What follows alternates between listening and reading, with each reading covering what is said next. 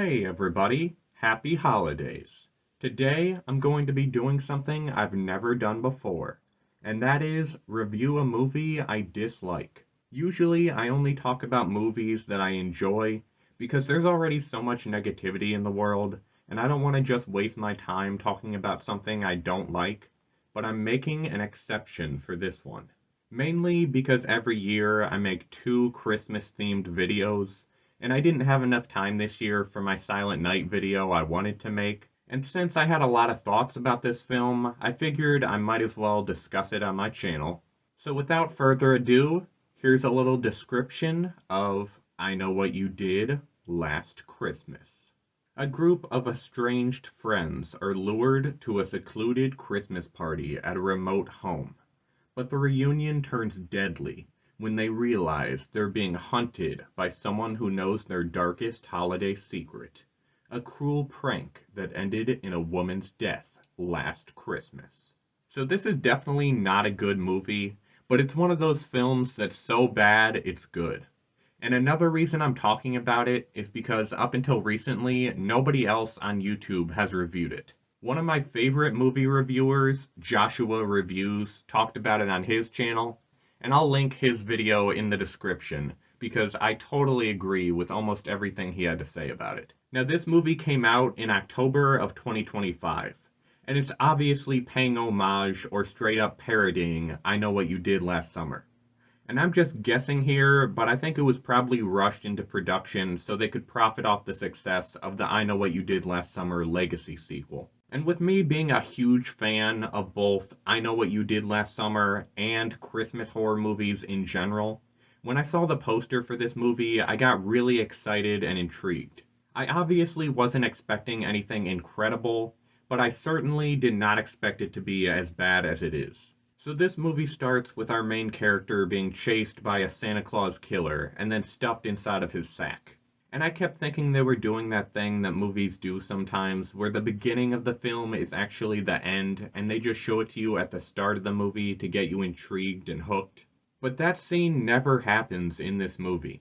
The only thing I can think is that it was a dream sequence, but it makes no sense at all, because the girl didn't know that there was a killer dressed as Santa Claus coming after her and her friends. And that's just the beginning of things in this movie that make no sense. Something else very strange in this movie is that it has zero setup at all.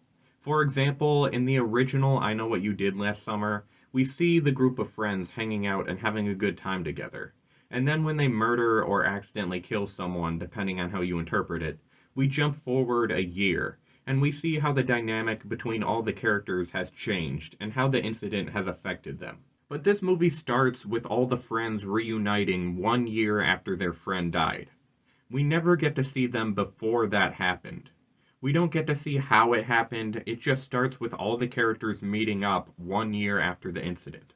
I suppose since this is a parody of I Know What You Did Last Summer, they just expected people to already know the premise of the story, but I thought it was pretty lazy to just skip ahead and not show us what happened until 40 minutes into the movie. We literally go from the characters in the present and then just cut to the past, but they don't fade to black or say something ominous, it just cuts from the present to the past. So I was very confused at first until I realized, oh, this is a flashback. And probably the stupidest part about this movie is how the friend accidentally died, or got murdered, again, depending on how you interpret it. So I guess the group of friends were having a Christmas party, and one of them walked outside, and two of the idiot friends locked the door and closed the curtain. I guess they did it because they thought it was funny, and that's how she ended up freezing to death, but it was barely snowing that night. And there's absolutely no struggle or attempt to get back inside, besides saying, guys, this isn't funny, let me in. And keep in mind, this is a giant house. She didn't knock on any of the other doors, she didn't bang on the glass, she didn't scream for help, she didn't go to any of the cars, she didn't call any of her other friends for help, she just got locked out of one door and then froze to death somehow.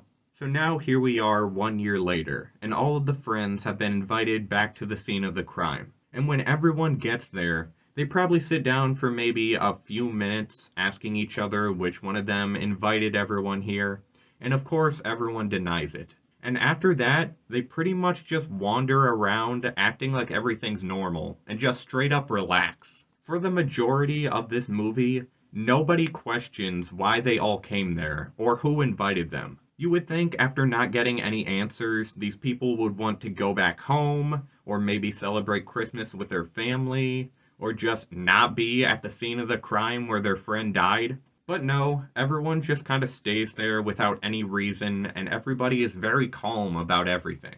A few of the characters can't find their keys, but even then, nobody seems to be anxious or freaking out about it. There's also never a reason given as to why nobody calls the police once the killings begin. One girl is literally a social media influencer, and she's live streaming when she gets killed, yet nobody ever reports it or tries to call for help. And yet, another thing that makes no sense in this movie is there's possibly a paranormal or supernatural element, because there's one part where a girl is investigating a room and the armoire or wardrobe starts shaking and making noise, but she opens it up and nobody's there. There's also another scene where one of the characters seems to be having a seizure or something. He's standing up, but his body is shaking and convulsing.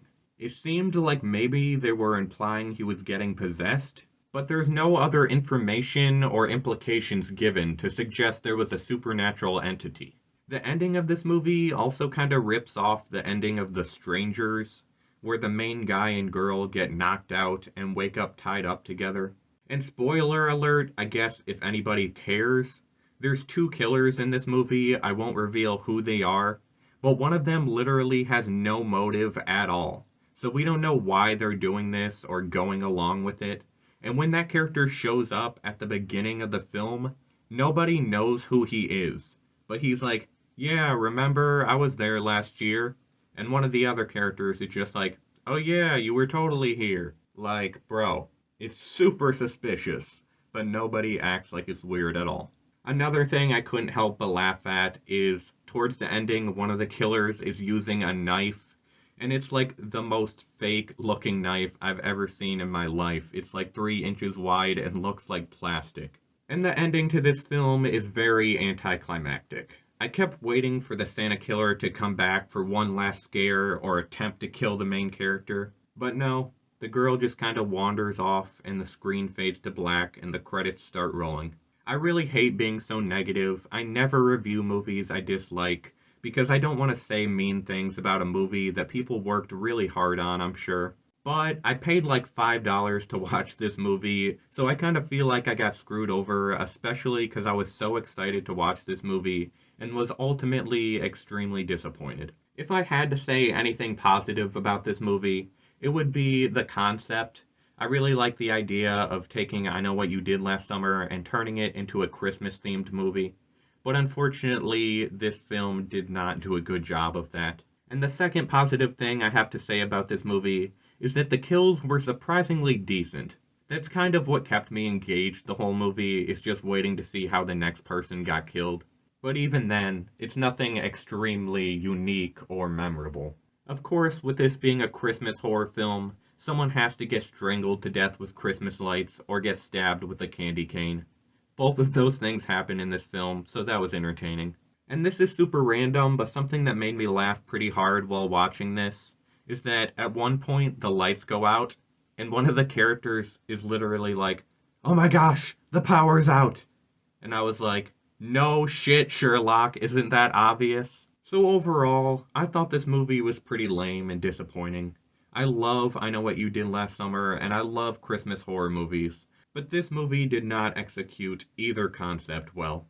But if you love movies that are so bad they're good, you'll find this one cringy enough to be entertained by the ridiculously nonsensical character decisions and somewhat decent kills. So if you love I Know What You Did Last Summer and want a holiday twist on this story, then watch The Naughty List of Mr. Scrooge instead, because it's basically the same type of story, but it's actually a really awesome movie that I enjoyed and even included on my list of top 10 best Christmas horror movies, Volume 7. But if you like movies that are so bad they're good, this is definitely one to add to your list. So this holiday season, check out I Know What You Did Last Christmas. So I'm in the middle of editing this video right now, and I just realized this movie never explains if the group of friends got rid of their dead friend's body. Like in I Know What You Did Last Summer, they hit the guy with their car and they take the body and they throw it in the river or whatever. This movie never shows us or tells us, did this group of friends get rid of her body? Like, we never see the conversation of, should we call the police? Should we tell them what we did? And that's just crazy to me because I was thinking, like, do people know this girl's missing?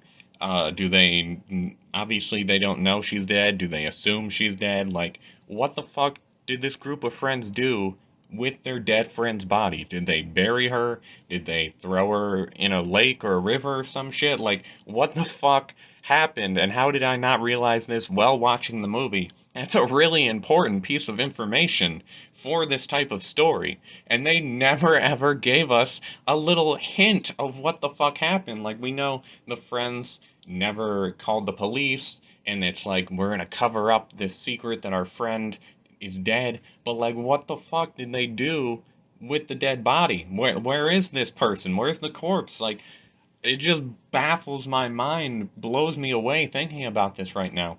I wrote this review like, I don't know, a week and a half ago when I first watched the movie, and while listening to everything I wrote, I'm like, wait, where's the body, bro? Like, okay, they go outside the next day and they see their friend's dead. What the hell did they do?